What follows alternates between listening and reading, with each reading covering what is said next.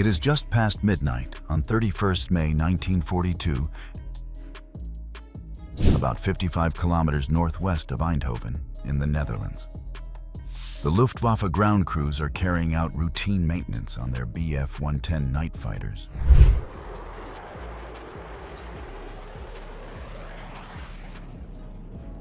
And they hear the roar of several engines.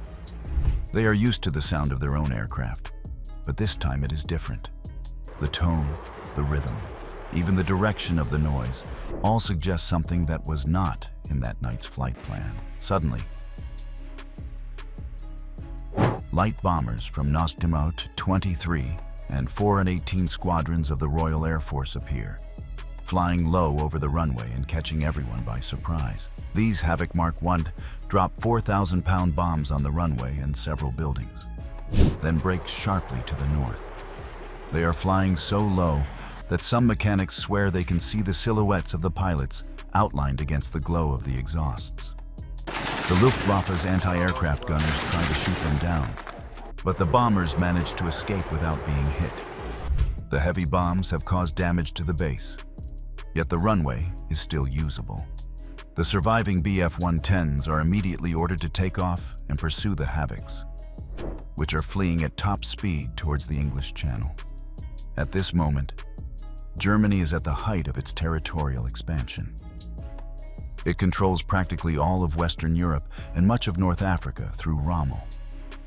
And it occupies vast stretches of the Soviet Union after the 1941 invasion. But the advance in the USSR has stalled. The attack on Moscow failed in the winter of 1941-42, and the German army has suffered enormous losses. After years of victories, there is still a sense of strength among the population. But the strain of a long war is beginning to show, along with growing concern about the Russian front and the first serious bombing raids on German cities. That night, the German crews scrambled in a hurry. With throttles wide open and lights out, they take off, almost blind through the smoke and dust kicked up by the explosions. Very soon, however, these night fighters will receive a new order. They must face a far greater threat.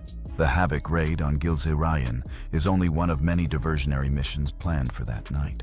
And while the Germans focus their attention on these small, isolated blows, a much heavier one is approaching from the west. Behind them comes the largest bomber force ever assembled up to that point. 1,047 aircraft from RAF Bomber Command have taken off from the United Kingdom and are heading for the German city of Cologne. The first of the 1,000 bomber raids and a turning point in the bombing war on the continent.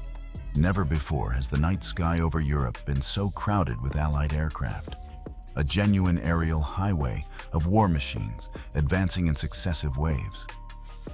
The aircraft had begun taking off from 53 RAF bomber bases scattered across eastern England 2 hours before the attack. The 6,000 aircrew taking part suspect that something big is about to happen.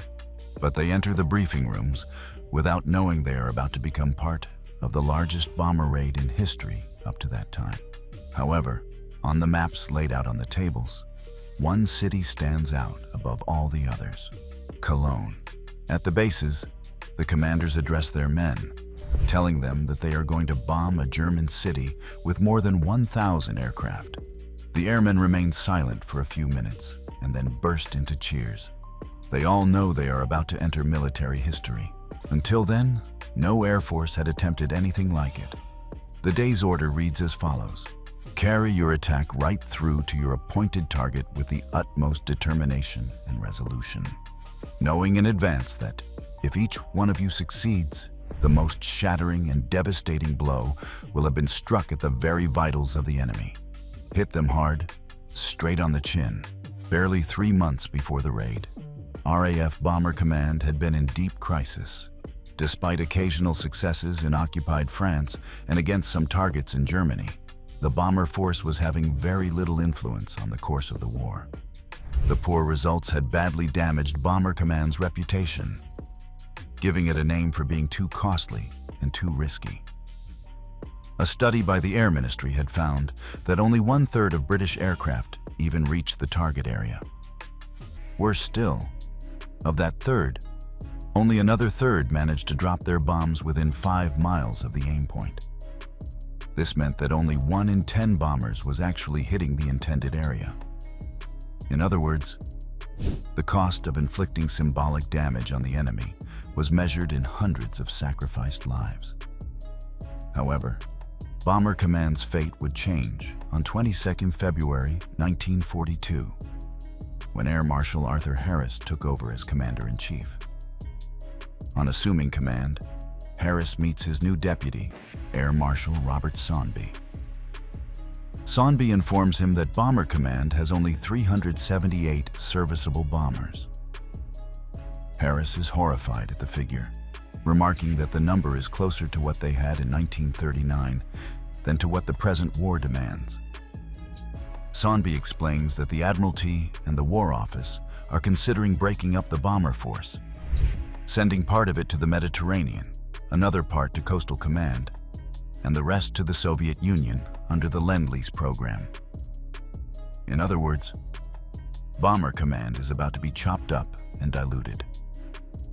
But Harris is convinced that air power alone can win the war. He argues for carrying the war to Germany the same way the Luftwaffe had carried it to the United Kingdom and other countries.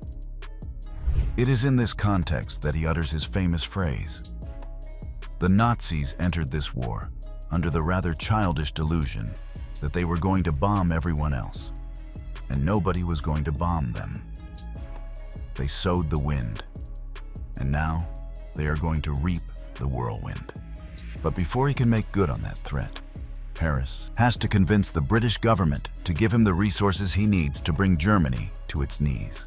Harris's plan focuses at once on boosting morale within Bomber Command. His predecessors had believed that small formations of bombers could attack factories and industrial targets in daylight with precision and without fighter escort.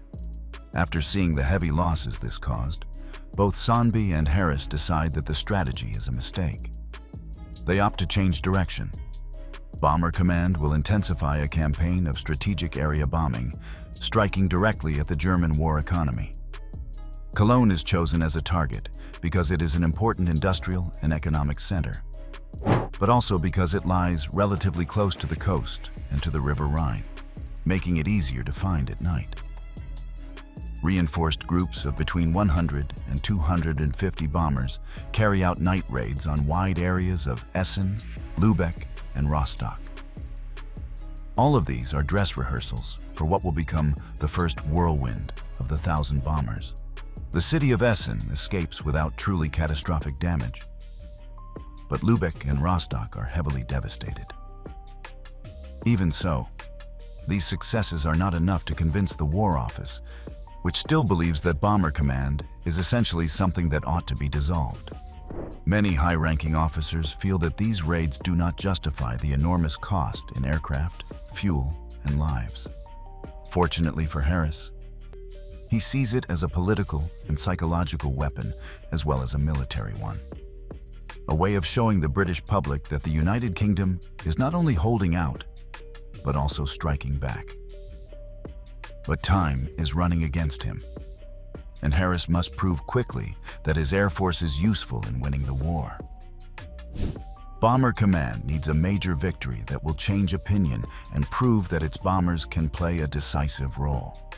It must organize a spectacular raid, powerful enough to wipe an important target off the map. Something that will capture the public imagination. With that idea in mind, Harris conceives a huge plan: 1,000 bombers over Germany. Sonby immediately does the maths and concludes that a 1,000 bomber attack is possible, but only if Bomber Command receives sufficient backing from the War Cabinet. The operation would have a dual purpose: to terrorize the Germans and to convince the British government and public that Bomber Command is useful and deserves to survive. Harris proceeds to brief Churchill. The Prime Minister is enthusiastic and gives the green light. Until then, the largest air raid in history had been a Luftwaffe attack on London the year before with about 500 aircraft. No one had ever attempted to launch 1,000 bombers in a single night. It was a leap in scale and a symbolic one as well. Even so, in May 1942, Bomber Command had barely 400 operational bombers. By borrowing aircraft from Coastal Command and the operational training units, however, they might just reach a little over 1,000. Sir Philip Zubair of Coastal Command contributes about 250 bombers. And operational training units 91 and 92 provide more than 300 aircraft, most of them flown by instructors, though some carry pilots still in the advanced stages of training. The majority of these men have never flown in real combat. By mid-month, Bomber Command had managed to assemble more than 1,000 aircraft for the raid. At this point, Bomber Command is a truly international force, with crews from Canada, Australia, New Zealand, Poland, and other occupied countries. Every uniform represents a different story, but they all share the same mission. Once the magic number of 1,000 bombers has been reached, the date for Operation Millennium is set for the night of 27th of May. Now all they need is for the weather, luck, and navigation to cooperate. Two problems arise just before the raid. The British Admiralty refuses to continue lending Coastal Command aircraft, cutting the total from nearly 1,100 down to about 800 bombers. To close the gap, Harris and Sonby rushed to tap squadron reserves, bringing the number back up to nearly 900. At the same time, Sonby relaxes the rules. He allows crews still in training to be included, provided their instructors believe they are ready for combat. Meanwhile, the ground crews work around the clock to repair damaged aircraft and return grounded machines to service. Hangar after hangar, mechanics and technicians replace parts, tune engines, and check electrical systems to squeeze every last usable bomber out of the force. The second problem is the weather. On the morning of 27th of May, storms and thick clouds over Germany force the operation to be postponed for a day. Further bad weather causes another 2 delays, because it is essential for the sky to be clear to reduce the risk of collisions and to give inexperienced crews the best chance of surviving their first mission. Each postponement increases the tension. The men have memorized the route, the target, and the navigation points, and have to go over it all again and again. To avoid arousing suspicion in the German High Command, Harris orders smaller attacks on targets in France for the night of 29th May. Finally, on 30 May, the weather improves enough to launch the raid. As a bonus, the days of delay have allowed more aircraft and crews to be added to the operation. On the morning of the 30th, Bomber Command assembled 1,047 aircraft for the attack. Besides the main force, there are also supporting intruder missions. In addition to the Luftwaffe airfield at Gilzer-Regen, 88 aircraft, Bristol Blenheims, Havoc Mark I's, Bostons, and long-range Hurricane fighters attacked 10 night fighter bases in the Netherlands, France, and Germany. Only 3 planes are lost in these attacks, but the damage inflicted is slight, and none of the bases is put out of action. Even so, they serve their purpose, forcing the Germans to disperse their resources and keeping their defenses on alert throughout the night. Right behind these intruders comes the main bomber force, which must fly straight into the heart of German air defenses. The backbone of that defense is the so-called Kammhuber line, a series of night fighter sectors stretching from the Danish border to the southern Ruhr Valley. The line is supported by a large network of radar stations, anti-aircraft batteries, searchlights, and control centers coordinating the Luftwaffe night fighters. It is a layered defense system that has worked very well so far, significantly reducing the effectiveness of earlier RAF raids into German territory. To try to overcome the Kammhuber line, Operation Millennium employs a new tactic, the bomber stream. In previous raids, rarely more than 200 aircraft had been used, usually flying well separated from one another.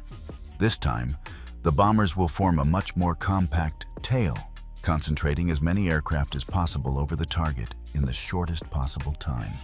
Radio navigation and new aids, such as the G system, make it easier to coordinate this tide of aircraft in the dark. since anti-aircraft guns and night fighters can only fire or scramble at a limited rate. If you pack many more aircraft into a shorter time window, fewer of them can be engaged at once. Detailed studies by RAF planners suggest that this tactic should reduce losses considerably, although it increases the risk of mid-air collisions. It is a calculated gamble. Concentrate the danger into a few hours in order to swamp German defenses completely and hit Cologne with a force never seen before. At the head of the bomber stream will be the Vickers Wellington medium bombers and the short Sterling heavy bombers of No. Sebastu will 1 in 3 groups.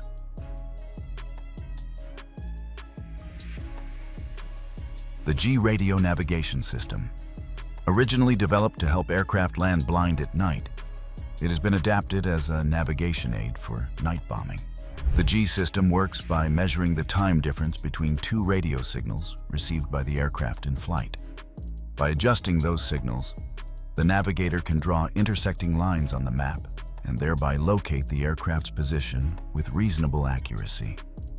With an error margin of only a few hundred meters, even at distances of up to about 350 miles. Thanks to this, the G-equipped aircraft can find their target in the middle of the night, even if the coast or the rivers are not visible. The G-equipped aircraft of NOST 1 and 3 groups have been flying through heavy cloud ever since they crossed onto the European mainland, and the crews are getting nervous.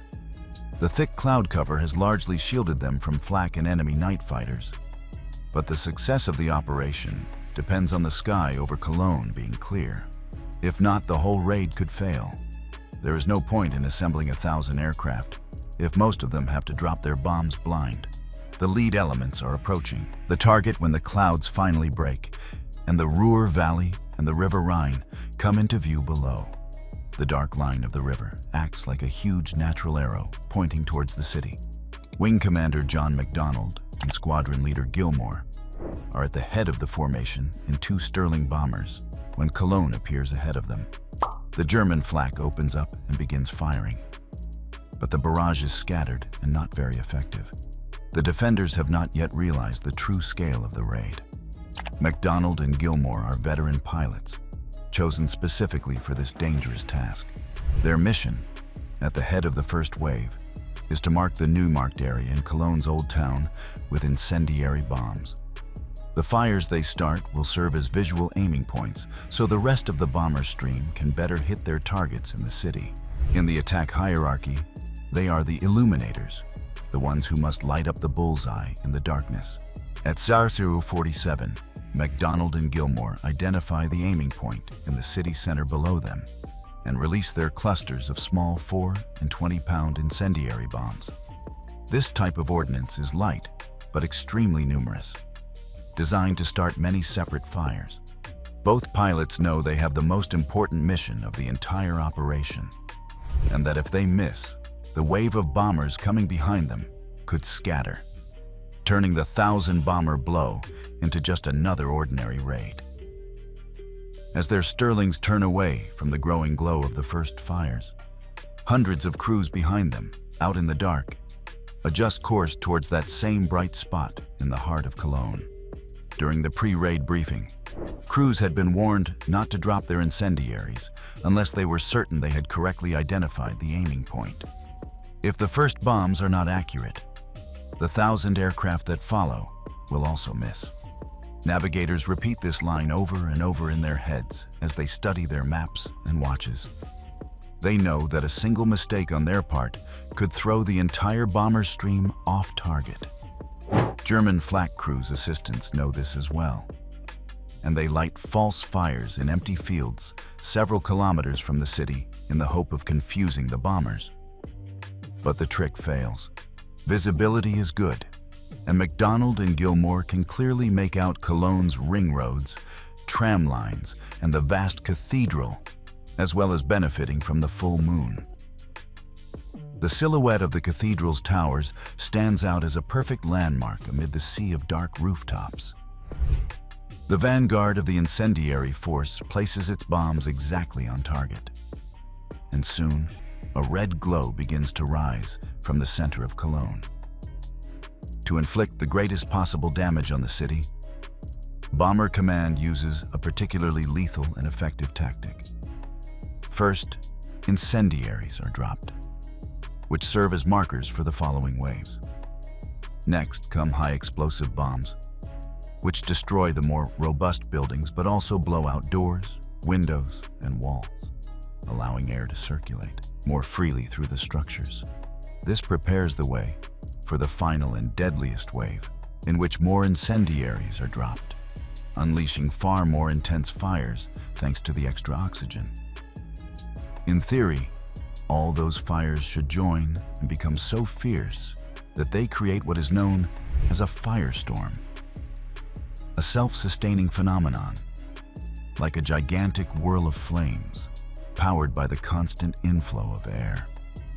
If achieved, a firestorm can destroy an entire city, melt asphalt, rip roofs off, and turn streets into tunnels of scorching wind. That is exactly what the planners in the Royal Air Force are aiming for. The Wellingtons and Stirlings of the incendiary force continue to attack their target, while German searchlights sweep the sky for them. RAF crews notice that the enemy defense seems to be reacting with panic and confusion. The beams cross without coordination, the flak fires too high or too low, and night fighters are slow to arrive. So far, the bomber stream tactic appears to be working as intended. Some aircraft are shot down, but the vast majority manage to drop their bombs and turn south to leave the target area. Some crews that have strayed off course or were forced out of formation by turbulence disobey orders and bomb the city from whatever direction they can approach. They prefer to break protocol rather than return with their loads still on board. With so many aircraft crisscrossing the sky, it is almost a miracle that only one mid-air collision occurs. After 15 minutes of attacking, the first wave has completed its mission and descends to begin the journey home. In total, 750 tons of bombs have been dropped on Cologne.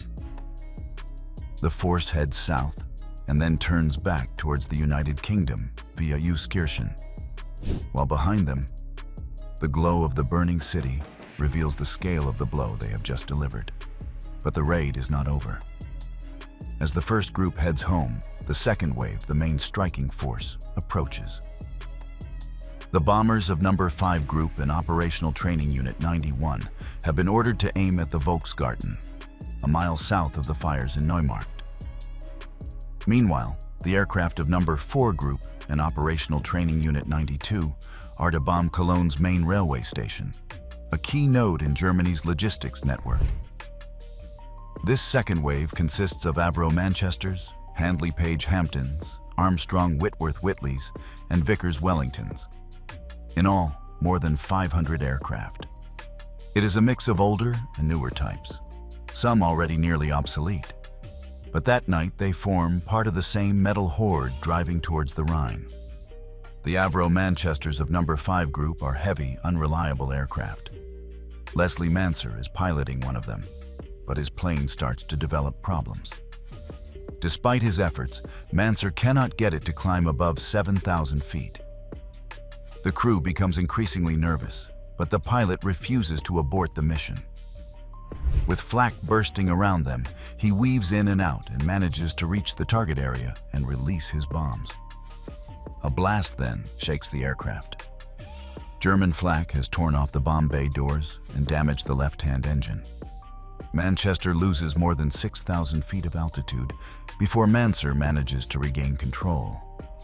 Determined not to let his crew end up as prisoners of war, Manser joins the homeward route, hoping that, if necessary, he can ditch in the English Channel. He knows his aircraft is mortally wounded, but he keeps hauling on the controls, trying to squeeze out every possible mile towards home. Meanwhile, the crews fresh from training are performing surprisingly well. Throwing them into combat before they had completed their full course was a huge risk. If they suffered heavy casualties, Bomber Command's future would be badly shaken. Many of these pilots had only ever practiced simulated attacks over the training range. Now they are flying over a real city, full of fire and shrapnel.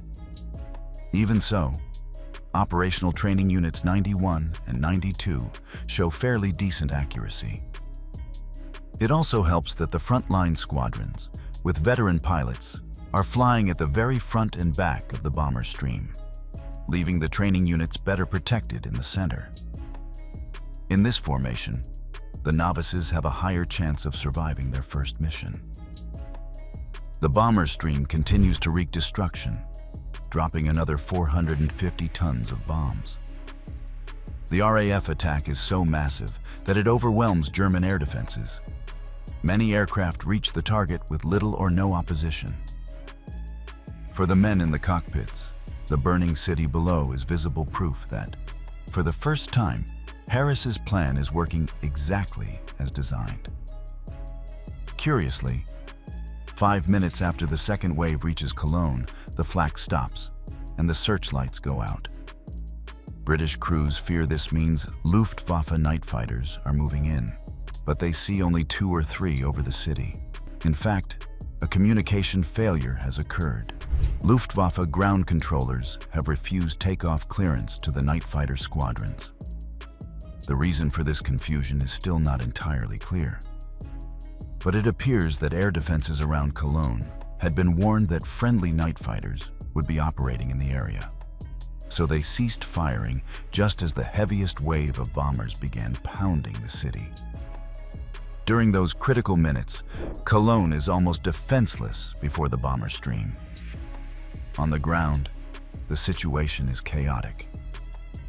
The German civilian population has never experienced a raid of this magnitude, and the fire brigades are completely overwhelmed by the flood of calls for help. Hundreds of people are trapped in air raid shelters, and getting them out is made extremely difficult by ruptured water and gas mains, as well as the mountains of rubble blocking the streets. Many crews cannot even reach the fires because they have to pick their way through fallen cables, craters, and half-collapsed buildings. The main bomber attack ends around 2 o'clock in the morning, giving way to the third and final wave from the Royal Air Force. 109 Handley Page Halifax heavy bombers and 68 Avro Lancasters, which will later become the main weapons of the bombing campaign. For many of these aircraft, Cologne is only the first chapter in a long list of cities. High command instructions are for the Halifaxes to head north, near the goods station, while the Lancasters split off to attack targets in the south, around the Volksgarten. Although there are fewer heavy bombers, these aircraft are carrying the most destructive loads of the entire operation. The Halifaxes each carry 4 1,000-pound bombs plus incendiaries, and many Lancasters carry huge 4,000-pound blockbuster bombs. These leave enormous craters, so large that they will be clearly visible in subsequent raids on Cologne. The final waves are ordered to attack those parts of the city that are not yet burning, to cause the greatest destruction possible. Cologne is spared a full-scale firestorm this time, because its avenues are very wide, making it harder for the flames to merge. And thanks to the extraordinary efforts of the fire brigades, who work without rest, often only a few meters from unexploded bombs. That combination of city planning and human courage prevents the city from being literally wiped off the map. Even so, a column of dark smoke climbs to about 15,000 feet and hangs over Cologne for several days, preventing British reconnaissance aircraft from photographing the damage. Bombing continues until 2:34, when a Halifax flown by Squadron Leader Willie Tate of No. 10 Squadron becomes the last aircraft to attack the city officially.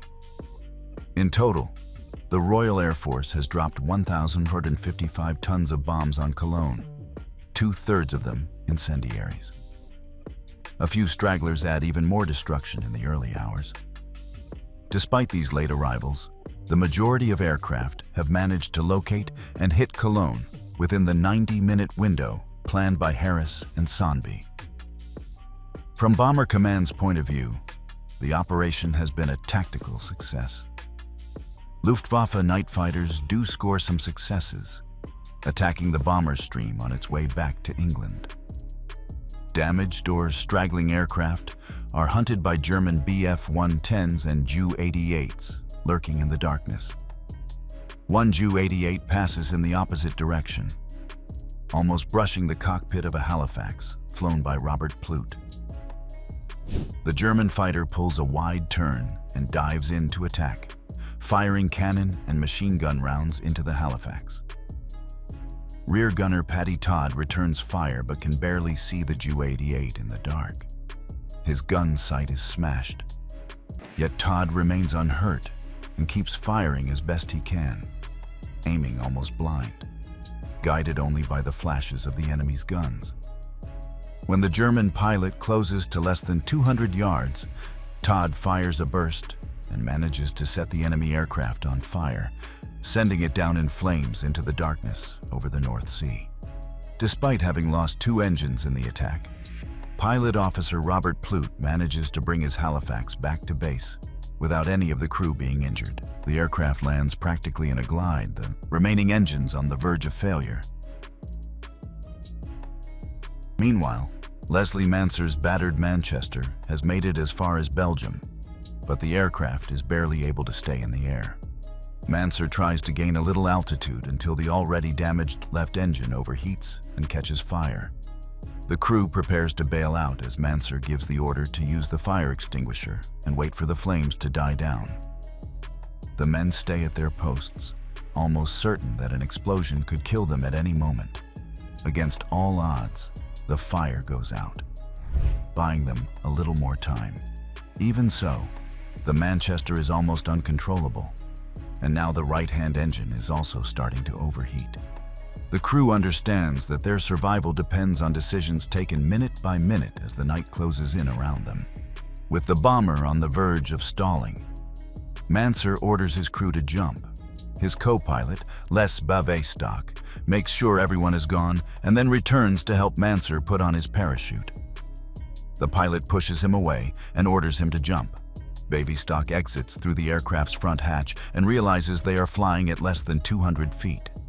He opens his parachute just in time before dropping into a flooded dike near the village of Brie in eastern Belgium. From there, he sees the shattered Manchester crash about 100 meters away. Manser is killed in the impact, but the rest of the crew survive, and 5 of them manage to evade capture.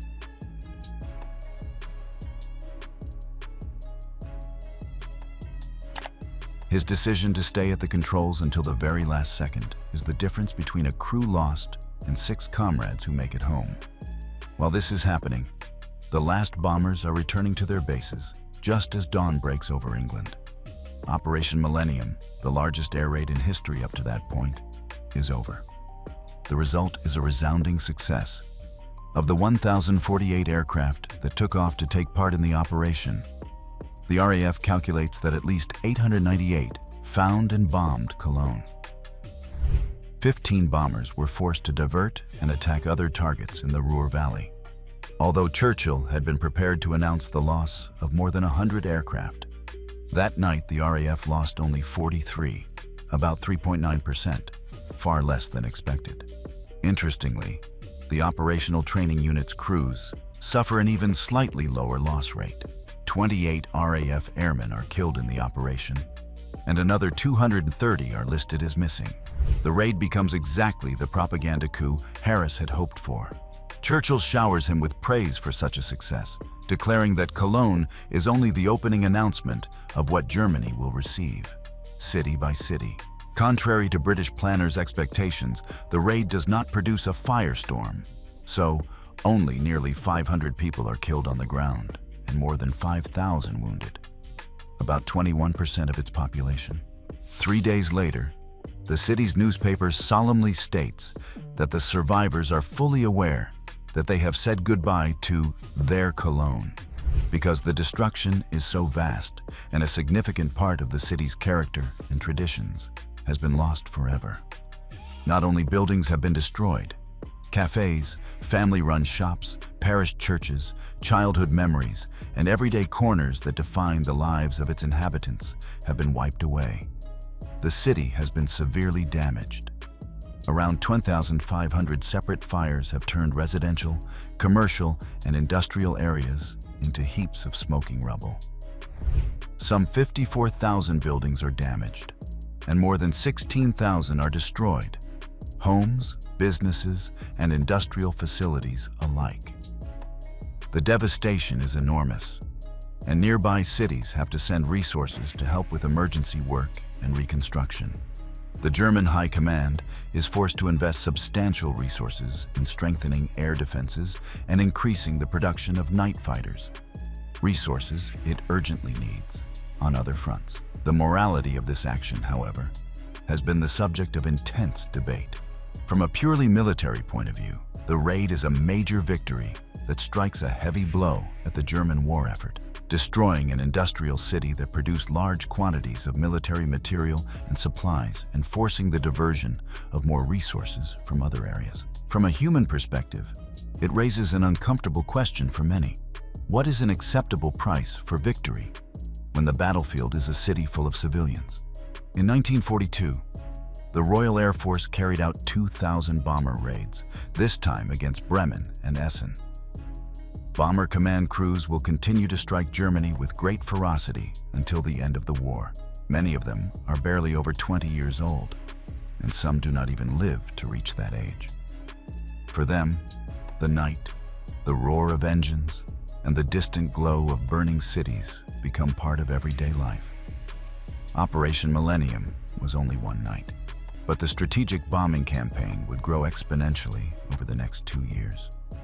What began as an experiment with 1,000 aircraft turns into an almost continuous machine of destruction, with massive attacks week after week against industrial, railway, and urban targets throughout the Third Reich. At the same time, Bomber Command will refine its methods.